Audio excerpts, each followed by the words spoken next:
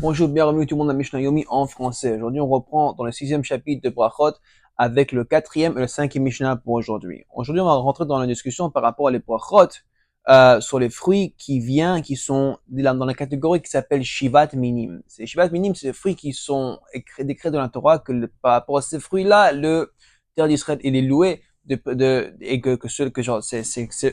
c'est les mines spécifiques à Eretz Israël. Et c'est quoi? C'est le blé, c'est l'orge, c'est les raisins, c'est les dattes, c'est les olives, les figues et les grenades. On a un concept ici sur lequel, si j'ai un mix de toutes sortes de fruits et inclus dans ces mix, c'est soit des pommes par exemple, qui vient pas de cette espèce, et il y a aussi quelque chose qui vient de cette espèce, par exemple des dattes ou des figues ou des raisins. Sur quel de ces fruits je dis la bracha d'abord? Hayou lefana minim habe. J'ai beaucoup de sortes de mines de fruits devant moi.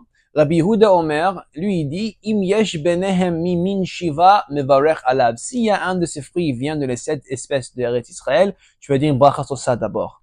Hachamim omrim, le Hachamim il dit non, mevarech al ezemem shiretse. Tu dis la bracha sur celle que tu préfères mieux. Selon Hachamim, il c'est pas le plus important dans le mix des fruits, c'est pas si oui ou non elle vient d'Eretz Israël ou pas.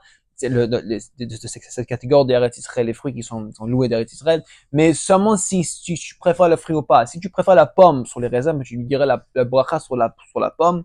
Selon Rabbi Yehuda, si c'est une des 7 fruits de Eretz Israël, je dirais la bracha sur ça, même si tu préfères une pomme.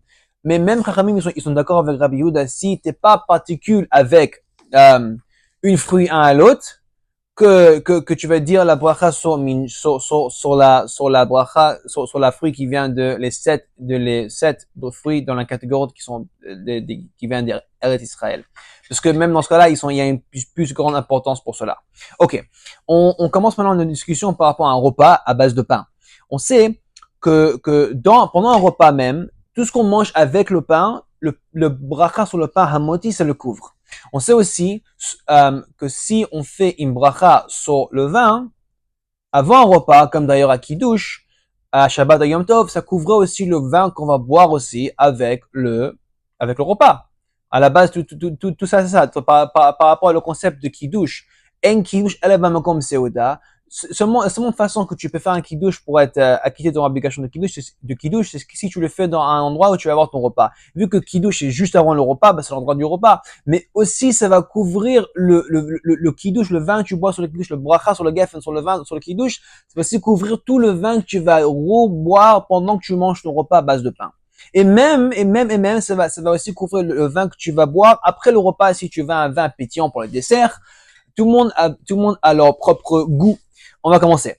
Berech ala yain shilifnei Amazon. T'as fait une bracha sur le vin avant le repas, comme un Shabbat et Yom Tov. Patar et hayain shel acher Amazon. T'as aussi acquitté l'obligation de la bracha sur le vin qui est après le repas, le vin de dessert. Et encore plus forte raison, le vin que tu bois, tu peux voir pendant le repas avec le pain.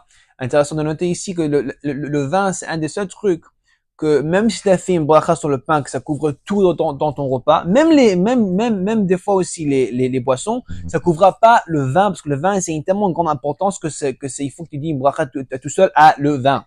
Ok. Maintenant, on va parler d'un concept de les parperet. Il y a plusieurs définitions dans la parperet dans cette Mishnah, 2 ou 3. Alors, on va prendre tika tika. Il y a un concept que les parperet s'appelle, c'est quelque chose qui est mangé avec du pain, comme par exemple une salade de thon, ou une salade d'œuf, ou de la viande, de la charcuterie.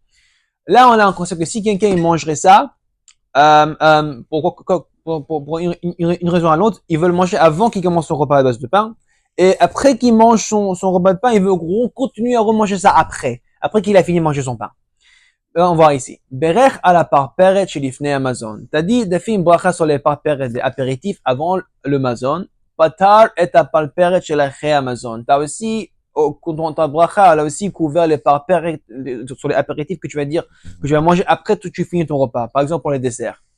Encore plus forte raison que c'est la bracha, ça va te couvrir pour les trucs que tu manges avec le pain pendant le repas, parce que à la base, déjà, à la base, t'as pas besoin de faire cette bracha, parce que le pain, à la base, ça couvrira c'est pas pendant le repas. Juste le chidouche ici, c'est que ça aussi, ça te couvre même après le repas. Même que tu t'as vu, t'as assez de temps entre temps ta bracha te couvre pas. Non, ça couvre aussi à la fin. Un truc de noter aussi ici, quand cette Mishnah, elle est pas tellement ça dans la coutume aujourd'hui, qu'à l'époque de la Mishnah, tout le monde avait leur propre table avec leur propre repas. Et après qu'ils mangeaient leur repas à base de pain, ils enlevaient leur table, ils ramenaient une nouvelle table. Et ce serait comme un nouveau repas. Alors, selon nous, aujourd'hui, il y a même pas il y a même pas de quoi de penser que c'est un nouveau repas parce que tout le monde à la base, on mange sur une même table du début à la fin. Mais qu'à l'époque, ils mangeaient sur complètement une autre table quand ils ont ramené les desserts. C'est pour ça, il fallait que tu dis que c'est la première bracha que j'ai dit avant, ça même couvre sur cette nouvelle table. Juste pour un peu de contexte. Maintenant, on a un concept de les apéritifs qui sont, c'est pas une sorte de truc qui sont mangés avec du pain, mais c'est un truc qui est fait à base de pain. Par exemple, tu prends du pain et tu le fais cuire maintenant, une sorte de plat, comme du bread pudding, mais un peu moins important. Parce que au moins les bread pudding, tu vois, il y a un morceau de pain. Mais si par exemple tu prends du pain, tu le fais cuire, vraiment tu vois plus que c'est du pain. C'est juste une sorte de tchetchouka de morceaux de pain. Ala palperet, lo patar et apat. Alors, si tu dis la bracha sur cette palperet, que maintenant, ce serait la bracha de boré, miné, maisonot, c'est plus un truc de pain, ça couvre pas le pain.